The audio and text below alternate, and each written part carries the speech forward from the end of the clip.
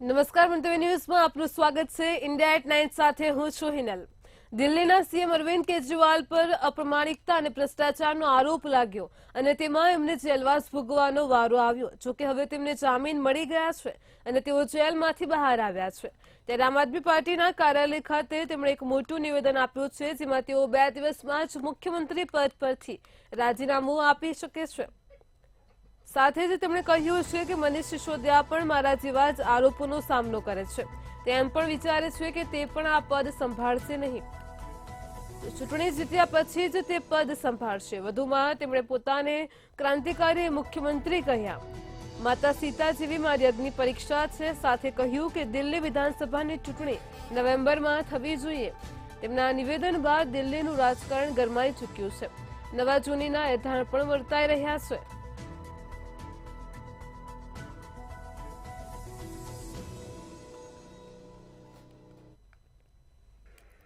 दो दिन के बाद, आज से 2 दिन के बाद मैं सीएम की कुर्सी से इस्तीफा देने जा रहा हूं।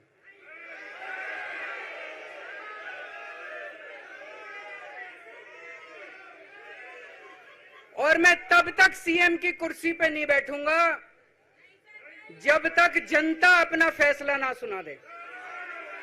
मैं जनता के बीच में जाऊंगा, गली गली में जाऊंगा, घर घर में जाऊंगा, और जब तक जनता अपना फैसला ना सुना दे कि केजरीवाल ईमानदार है, तब तक मैं सीएम की कुर्सी के ऊपर नहीं बैठूंगा।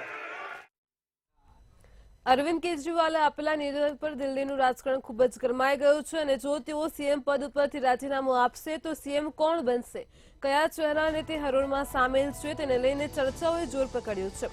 કેજરીવાલે કીધું હતું કે આગામી સીએમની પસંદગી માટે ધારાસભ્ય દળની બેઠક થશે, જેમાં સીએમ અંગે નિર્ણય લેવામાં આવશે। તે દિલ્હી સરકારમાં મંત્રી રહેલા આતિશી કલકજી સીટના ધારાસભ્ય છે। આતિશી દિલ્હી સરકારમાં શિક્ષણ, ઉચ્ચ શિક્ષણ, ટીઈટી તથા નાણાં, આયોજન, પીડબ્લ્યુડી, પાણી, વીજળી, અનેક સેવાઓ, તકેદારી, જનસંપર્ક મંત્રી છે, જેમનું નામ ચર્ચામાં છે। આ સિવાય દિલ્હી સરકારના મંત્રી ગોપાલ રાયનું નામ પણ ચર્ચામાં છે। સીએમ પદની રેસમાં કૈલાસ ગેહલોતનું નામ પણ ચાલી રહ્યું છે। આ યાદીમાં પૂર્વ દિલ્હીના ધારાસભ્ય કુલદીપ કુમારનું નામ પણ સામેલ છે। તો સીએમ કેજરીવાલની પત્ની સુનીતા કેજરીવાલના નામની પણ અટકળો ચાલી રહી છે।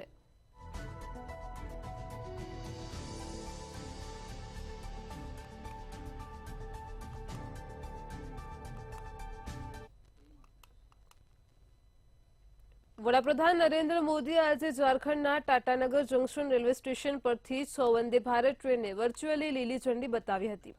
આ 6 નવી ટ્રેનો ટાટાનગર પટના, બ્રહ્મપુર, ટાટાનગર, રાઉરકેલા, હાવડા, દેવઘર, વારાણસી, ભાગલપુર, હાવડા અને ગયા હાવડા વચ્ચે દોડશે। આ ટ્રેનો શરૂ થવાને કારણે યાત્રાળુઓને યાત્રા કરવામાં પણ વધુ સરળતા રહેશે। આ પ્રસંગે મંત્રાલયે જણાવ્યું હતું કે 14 સપ્ટેમ્બર 2024 સુધી 54 ટ્રેન સેટની સાથે વંદે ભારતે કુલ અંદાજે 36,000 મુસાફરી પૂર્ણ કરી છે અને 3.17 કરોડથી વધુ મુસાફરોને શ્રેષ્ઠ મુસાફરોનો અનુભવ આપ્યો છે।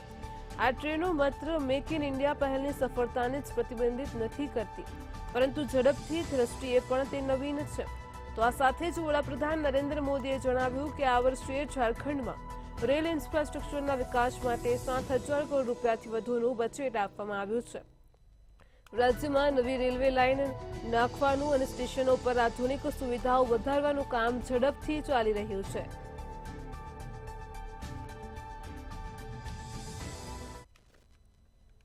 इस साल झारखंड में रेल इंफ्रास्ट्रक्चर के विकास के लिए 7,000 करोड़ रुपए से ज्यादा का बजट दिया गया है।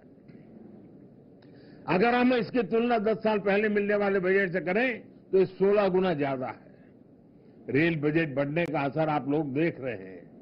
आज राज्य में नई रेल लाइन्स बिछाने, उनके दोहरीकरण करने और स्टेशनों पर आधुनिक सुविधाएं बढ़ाने का काम तेजी से हो रहा है। आज झारखंड भी उन राज्यों में शामिल हो गया है जहां रेलवे नेटवर्क का 100% इलेक्ट्रिफिकेशन हो चुका है। अमृत भारत स्टेशन योजना के तहत झारखंड के 50 से अधिक रेलवे स्टेशनों का भी कायाकल्प किया जा रहा है। રાહુલ ગાંધીએ અમેરિકામાં આપેલા શીખો પરના નિવેદન પર કેન્દ્રીય રાજ્યમંત્રી અને ભાજપના નેતા રવનીતસિંહ બિટ્ટુએ પણ વળતો પ્રહાર કર્યો છે। રવનીતસિંહ બિટ્ટુએ રાહુલ ગાંધીને દેશના નંબર 1 આતંકવાદી ગણાવ્યા છે. ગરીબોના ઘરે જઈને ફોટા પડાવવાનો આરોપ લગાવ્યો છે તો વધુમાં કહ્યું છે કે તેઓ દેશને બહુ પ્રેમ નથી કરતા, એટલા માટે તેઓ બહાર જાય છે અને દરેક બાબતમાં ખોટા નિવેદનો આપે છે. ક્યારેક તેઓ ઓબીસીની વાત કરે છે તો ક્યારેક તેઓ જાતિની વાત કરે છે. શું બોલવું અને શું કરવું એનો તેમને ખ્યાલ નથી. વધુમાં પ્રહાર કરતા કહ્યું કે મને હાથમાં કડું પહેરાવા કે પાઘડી પહેરાવાથી કોઈ રોક્યો નથી. જો કોઈ મને આ કરતા રોકશે તો હું આજે જ ભાજપ છોડી દઈશ. તેણે પહેલા મુસલમાનોની વચ્ચે ચિંગારી પેદા કરી અને બાદમાં તેનો ઉપયોગ કર્યો. હવે તમે જ તેમને સમજાવો કે બોર્ડર પર જે શીખો દેશની રક્ષા કરે છે, તો રાહુલ ગાંધીએ શીખોમાં ભાગલા પાડવાનો પ્રયાસ કર્યો છે.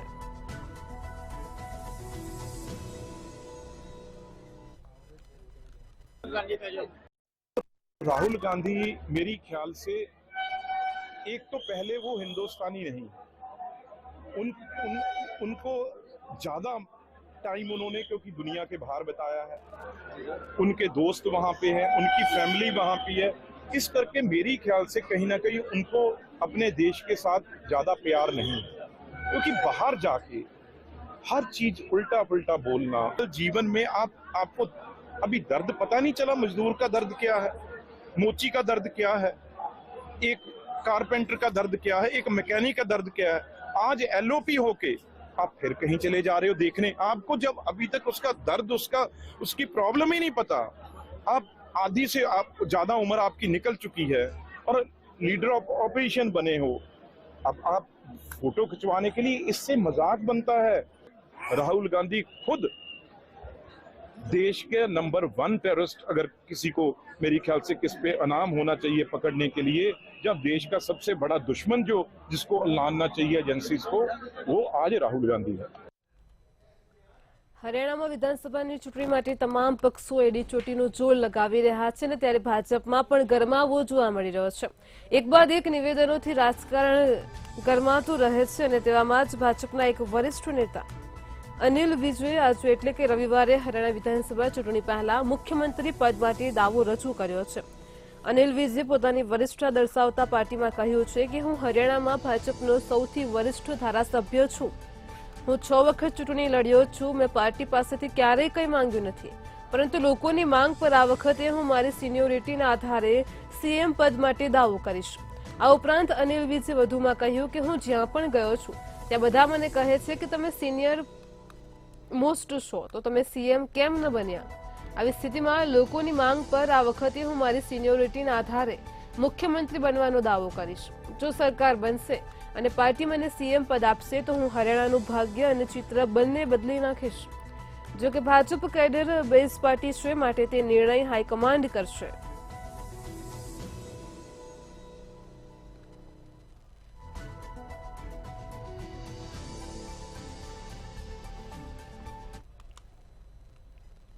કર્ણાટકથી એક બનાવ સામે આવ્યો છે જેમાં સીએમની સુરક્ષામાં ચૂક પડી હતી. વાત જાણે એમ છે કે કર્ણાટકના સીએમ સિદ્ધારમૈયા એક કાર્યક્રમમાં હાજર થયા હતા જ્યાં તેઓ સ્ટેજ ઉપર ઉપસ્થિત હતા અને આસપાસનો માહોલ સુરક્ષિત હતો, પરંતુ એકાએક એક યુવક સ્ટેજ ઉપર ચડે છે અને તે સીધો જ સીએમ તરફ આગળ વધે છે. જોકે ત્યાં ઉભેલા પોલીસના કાફલાએ તે યુવકને સીએમ તરફ જતા રોક્યો અને તેને ઝડપી પાડ્યો. આગળની તપાસ પણ હાથ ધરવામાં આવી અને મામલો ઠારે પડ્યો હતો. બેંગલુરુના કાર્યક્રમ દરમિયાન એક યુવક સ્ટેજ પર ચડ્યો હતો અને તેણે સીએમ તરફ જવાનો પ્રયાસ કર્યો, પરંતુ પોલીસે તેને પકડી લીધો. સુરક્ષાકર્મીઓએ તેમને સ્ટેજ પરથી નીચે ઉતાર્યો હતો. ત્યારે સીએમની સુરક્ષાને લઈને સવાલો પણ ઊભા થયા છે.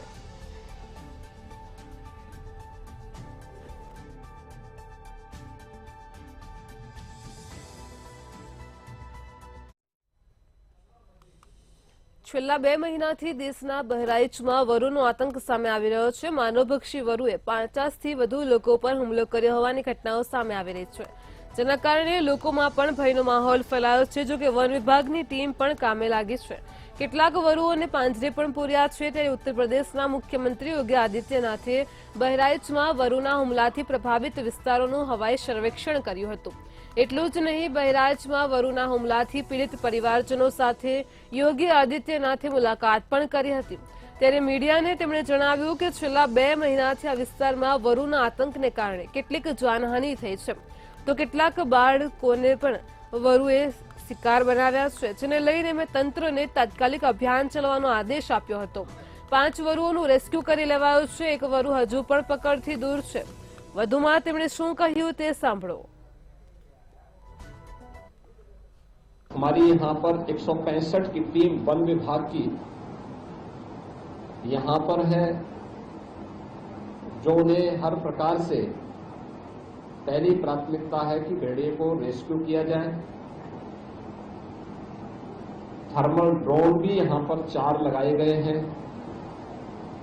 और ये प्रयास है कि किसी भी स्थिति में रेस्क्यू हो, लेकिन अगर वह जिस रूप में हिंसक है, जनहानि कहीं करता हुआ दिखाई देता, तो उससे पहले कि जनहानि करे तो उसको शूट करने के भी आदेश दिए गए हैं. लेकिन ये अंतिम विकल्प है. इससे पहले तमाम अन्य विकल्पों पर भी कार्य किया जा रहा है. स्थानीय स्तर पर जनप्रतिनिधियों का, जिला प्रशासन, पुलिस प्रशासन, वन विभाग की टीम बेहतर समन्वय से इस परिस्थिति का सामना किया है और आम जनमानस के मन में एक विश्वास पैदा किया है. आज उन सभी पीड़ितों से मैं मिलने के लिए स्वयं भी यहाँ आया हूँ और क्या आगे की रणनीति है वन विभाग की और प्रशासन की, इस पर भी अभी विचार किया गया है. મુખ્યમંત્રી યોગી આદિત્યનાથ ગોરખપુરના પ્રવાસે છે. આ દરમિયાન તેમણે ગોરખનાથ મંદિરમાં જનતા દર્શન દરમિયાન 300 લોકોની સમસ્યાઓ સાંભળી છે. તેમણે લોકોને આશ્વાસન આપતા કહ્યું છે કે સરકાર દરેક સમસ્યાનો ઉકેલ લાવશે અને અધિકારીઓને તાત્કાલિક પગલાં લેવાનો નિર્દેશ પણ આપ્યો છે. દરેક સમસ્યાની ફરિયાદો પર કડક કાર્યવાહી કરવામાં આવશે. તો આ સાથે જ તેમણે અધિકારીઓને પણ સમસ્યાઓના તાત્કાલિક નિવારણ માટે આદેશ કર્યો છે. આ સાથે એમ પણ કહ્યું છે કે કોઈપણ સમસ્યાના સમાધાનમાં રૂકાવટ કે બેદરકારી ચલાવી લેવામાં નહીં આવે. આ સાથે જનતા દર્શન દરમિયાન યોગી આદિત્યનાથે જમીન દસ્તાવેજોની ફરિયાદો પર કડક કાયદાકીય કાર્યવાહીના આદેશ આપ્યા છે. આ ઉપરાંત સ્વાસ્થ્યના ઇલાજ માટે આર્થિક સહાયની ગુહાર લગાવનારાઓને પણ આશ્વાસન આપ્યું છે કે અપૂરતા પૈસાને કારણે ઇલાજમાં કોઈ રૂકાવટ નહીં આવે.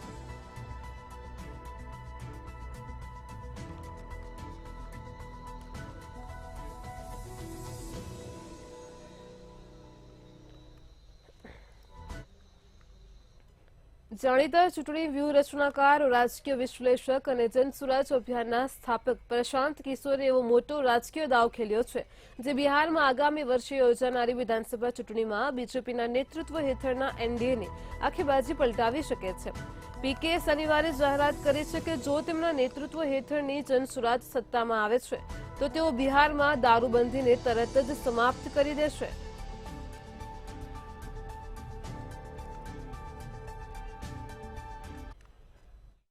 जन सुराज की सरकार बनी और 1 घंटे में शराबबंदी को हटा दिया जाएगा. जीतन राम मांझी भी सवाल उठा रहे हैं, इस प्रकार है कि अधिकारी लोग शराब पीते हैं. भाई ऐसा है, जीतन राम मांझी क्या कह रहे हैं, दूसरे दल वाले क्या कह रहे हैं, हमको नहीं मालूम है. जन सुराज पिछले 2 साल से हम लोग कह रहे हैं, जिस दिन जन सुराज की सरकार बनी 1 घंटा के अंदर बिहार से शराबबंदी खत्म. હરિયાણા સાથે મહારાષ્ટ્રમાં પણ વિધાનસભાની ચૂંટણીનું આયોજન થશે, જેમાં ચૂંટણીને લઈને તમામ રાજકીય પાર્ટી અત્યારથી જ કમર કસી રહી છે. આ દરમિયાન મહાયુતિમાં મુખ્યમંત્રી પદના દાવેદારને લઈને ખેંચતાણ પણ વધી રહી છે. બારામતીમાં નાયબ મુખ્યમંત્રી અજીત પવારના ભાવિ મુખ્યમંત્રીવાળા પોસ્ટર પણ લગાવવામાં આવ્યા છે. અખિલ ભારતીય તનુલવાડી વેશ સાર્વજનિક ગણેશ મંડળ પંડાલમાં પણ અજીત પવારના ભાવિ મુખ્યમંત્રીવાળા પોસ્ટર લગાવવામાં આવ્યા છે. આ પહેલીવાર નથી જ્યારે અજીત પવારના ભાવિ મુખ્યમંત્રીવાળા પોસ્ટર લગાવવામાં આવ્યા હોય. આ પહેલા પણ તેમના સમર્થકો અને કાર્યકર્તાઓ દ્વારા આ પ્રકારના પોસ્ટર લગાવવામાં આવ્યા હતા. આ દરમિયાન ભાજપના રાષ્ટ્રીય અધ્યક્ષ જેપી નડ્ડાએ મહારાષ્ટ્ર ભાજપ યુનિટને મહત્વની સલાહ આપી છે. મુખ્યમંત્રી દેવેન્દ્ર ફડણવીસના આવાસ પર જેપી નડ્ડાએ રાજ્ય ભાજપ કોર કમિટીના સભ્ય સાથે વાત કરી હતી.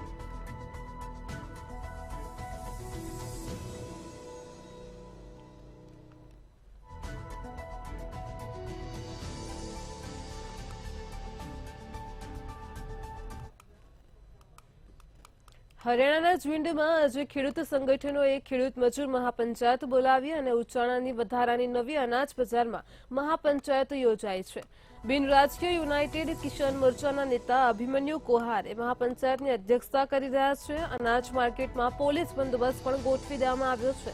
ત્યારે અભિમન્યુ કોહરે દાવો કર્યો છે કે અમારે પંચાયત માટે પરવાનગી લેવાની જરૂર નથી.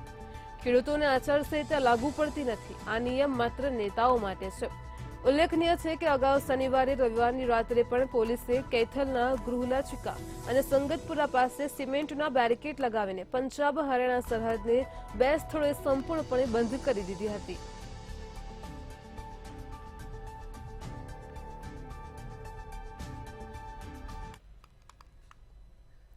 બિહારની રાજધાની પટના જંકશનની સામે ફ્રેઝર રોડ પર આવેલી પ્રખ્યાત હોટેલ મારવાડી બાસામાં રવિવારે સવારે ભીષણ આગ લાગી હતી.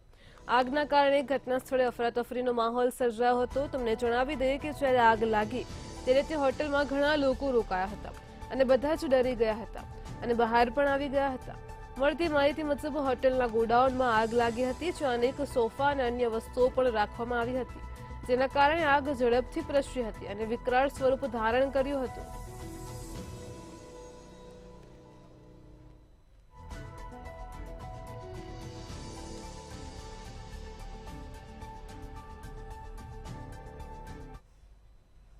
ઉત્તર પ્રદેશના મહુવામાં ગણેશ વિસર્જન કરવા જઈ રહેલા લોકો ઉપર પથ્થરમારાનો મામલો સામે આવ્યો છે. પથ્થરમારા બાદ બંને જૂથ વચ્ચે અથડામણ થઈ ગઈ છે. ઘટના બાદ રોષે ભરાયેલા હિન્દુ સંગઠનના કાર્યકર્તાઓએ કોટવાલીમાં સૂત્રોચ્ચાર કરીને ખૂબ હંગામો કર્યો હતો. બીજી તરફ પોલીસે ઘટના સ્થળે પહોંચીને આ વિસ્તારમાં લોકોને એકઠા થવા ઉપર રોક લગાવી છે. સાથે જ કેટલાક લોકોને કસ્ટડીમાં પણ લીધા હતા અને મોટી સંખ્યામાં પોલીસ દળ તૈનાત કરી દેવામાં આવ્યું છે. સમગ્ર મામલે શહેર કોટવાલી વિસ્તારના કસોરા ટોરી વિસ્તારનો બતાવવામાં આવી રહ્યો છે. મહોબાના એસપી પલાસ બંસલે કહ્યું છે કે બંને જૂથો આમને સામને આવી જવાના કારણે સ્થિતિ ખૂબ જ તણાવપૂર્ણ બની ગઈ હતી, પરંતુ પોલીસને તંત્રની સમજદારીના કારણે મહોબાને સળગાવવાથી બચાવી લીધું છે. બંને જૂથોને સમજાવીને પરત મોકલી દીધા છે. આ ઘટનાની જાણ થતાં જ કોટવાલી પોલીસ ઘટના સ્થળે પહોંચીને સમગ્ર મામલો ઠારે પાડવાનો પ્રયાસ કર્યો હતો, પરંતુ ભીડ અને હિન્દુ સંગઠનના લોકો કોટવાલી પહોંચી ગયા અને ખૂબ જ સૂત્રોચ્ચાર કરીને હંગામો કર્યો હતો.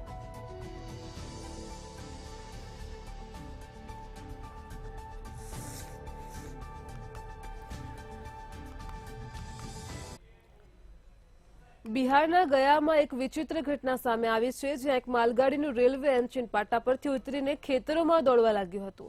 બિહારના ગયા જિલ્લામાં કિલ રેલવે લાઇન ઉપર વજીરગંજ અને કોલ્હાની વચ્ચે ટ્રેનનું એન્જિન પાટા પરથી ઉતરી ગયું. આ ઘટના ત્યારે બની એન્જિને લૂપ લાઇનમાં ગયા તરફ લઈ જવામાં આવી રહ્યું હતું, ત્યારે તે કાબુ બહાર ગયું અને પાટા પરથી ઉતરીને ખેતરમાં પહોંચી ગયું હતું. આ ઘટના સમયે એન્જિનમાં માત્ર અમુક લોકો જ જેમ કે પાયલટ ને સહાયક જ ત્યાં સવાર હતા, તેમને કોઈ ઈજા થઈ ન હતી. આ ઘટનાની જાણ થતાં જ રેલવે પોલીસ તેમજ રેલવે રાહત અને બચાવ ટીમ પણ ઘટના સ્થળે પહોંચી હતી. જોકે આ ઘટનામાં રેલવે ટ્રેક અને રેલવે એન્જિનને આંશિક નુકસાન થયું હતું, પરંતુ સદનસીબે એન્જિન સાથે કોઈ બોક્સ જોડાયેલું ન હોવાથી મોટી દુર્ઘટના ટળી હતી. રેલવે એન્જિનિયરોએ ઘટના સ્થળે પહોંચીને માલગાડીને રિપેર કરીને આગળ મોકલી દીધી હતી. ત્યારે હાલ આ ઘટના આજે સોશિયલ મીડિયામાં ખૂબ જ વાયરલ થઈ રહી છે.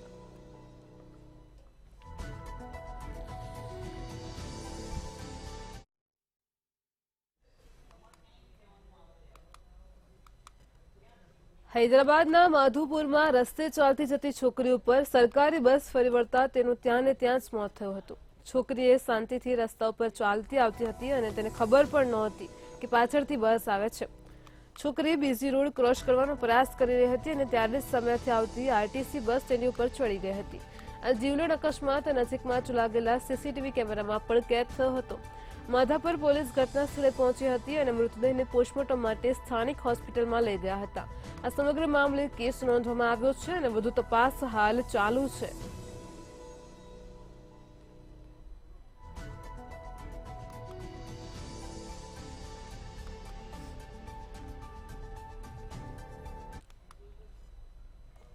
ઉત્તર ભારત પશ્ચિમ ક્ષેત્ર અને પહાડો પર વરસાદી માહોલને કારણે નદીઓમાં ઘોડાપૂરની સ્થિતિ જોવા મળી રહી છે. સતત વરસાદના કારણે ગંગાનું જળસ્તર પણ સતત વધી રહ્યું છે. 8 કલાકમાં જ 80 સેમી પાણી વધ્યું છે અને જ્યારે 8 વાગે 68.34 મીટરની સપાટી સુધી પાણી ભરાયા હતા, જે સાંજે 4 વાગે વધીને 69.14 મીટરે પહોંચ્યા હતા.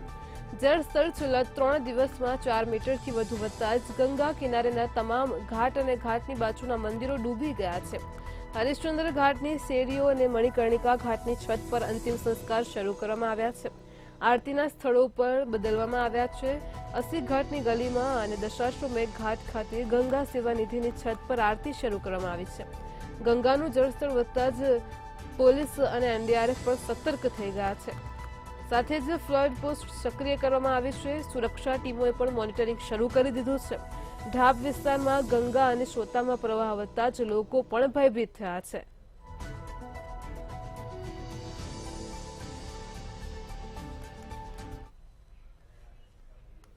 ઉત્તર પ્રદેશના મેરઠમાં ભારે વરસાદના કારણે એક મકાન ધરાશયી થયું હતું. જ્યારે મકાન ધરાશયી થયું ત્યારે અંદર ઘણા લોકો હાજર હતા. કાલે સાંજે જ ઘટેલી ઘટનામાં રેસ્ક્યુ કામગીરી પણ હાથ ધરાઈ હોવા છતાં હજુ પણ કલાકો સુધી લોકો કાટમાળ નીચે દટાયેલા હતા. તો દુર્ઘટના અંગે ફાયર બ્રિગેડ અને પોલીસને જાણ કરતા જ રેસ્ક્યુ ટીમ ઘટના સ્થળે પહોંચી ગઈ હતી. મળતી માહિતી મુજબ મેરઠના લોહિયાનગર પોલીસ સ્ટેશન વિસ્તારની ઝાકીર કોલોનીમાં આ મકાન ધરાશયી થયું છે. એવી આશંકા વ્યક્ત કરાઈ હતી કે ઘરની અંદર 10 થી વધારે લોકો હતા. ઘટનામાં 4 લોકોને બચાવી લેવામાં આવ્યા હતા અને અન્ય લોકો મૃત્યુ પામ્યા હતા.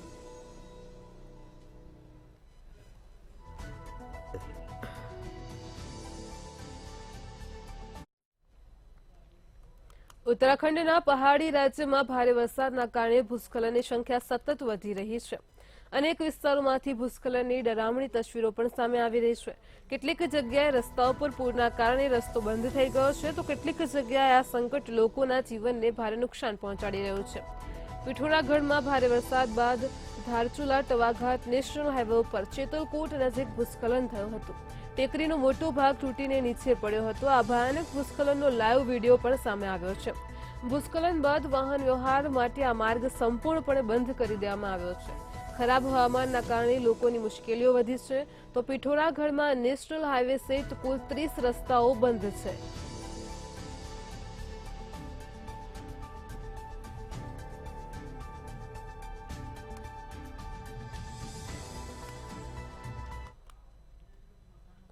દક્ષિણ પશ્ચિમથી લઈને પહાડોથી મેદાની વિસ્તારોમાં વરસાદી માહોલ છે અને ત્યારે ભારતીય હવામાન વિભાગ અનુસાર આગામી સપ્તાહમાં પશ્ચિમ અને મધ્ય ભારતના કેટલાક ભાગોમાં હળવાથી મધ્યમ વરસાદની સંભાવના છે.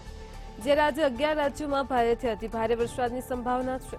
તેમાં ઝારખંડ, પશ્ચિમ બંગાળ, બિહાર, છત્તીસગઢ, ઓડિશા, નાગાલેન્ડ, મણિપુર, મિઝોરમ, ત્રિપુરા, આસામ અને મેઘાલયનો પણ સમાવેશ થાય છે. આ રાજ્યોમાંથી ઓડિશા, ઝારખંડ અને છત્તીસગઢ માટે આજે રેડ એલર્ટ જાહેર કરવામાં આવ્યું છે.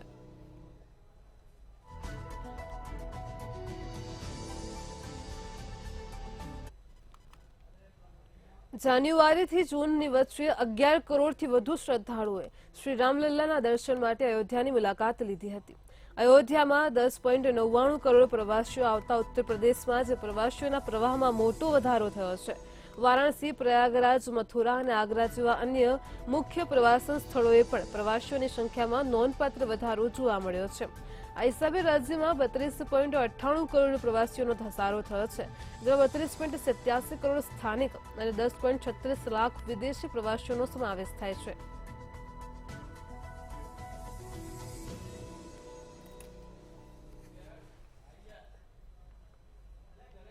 ઇન્ડિયા એટ 9 માં હાલ આટલું જ. વધુ સમાચાર માટે જોતા રહો મંતવ્ય ન્યૂઝ. નમસ્કાર.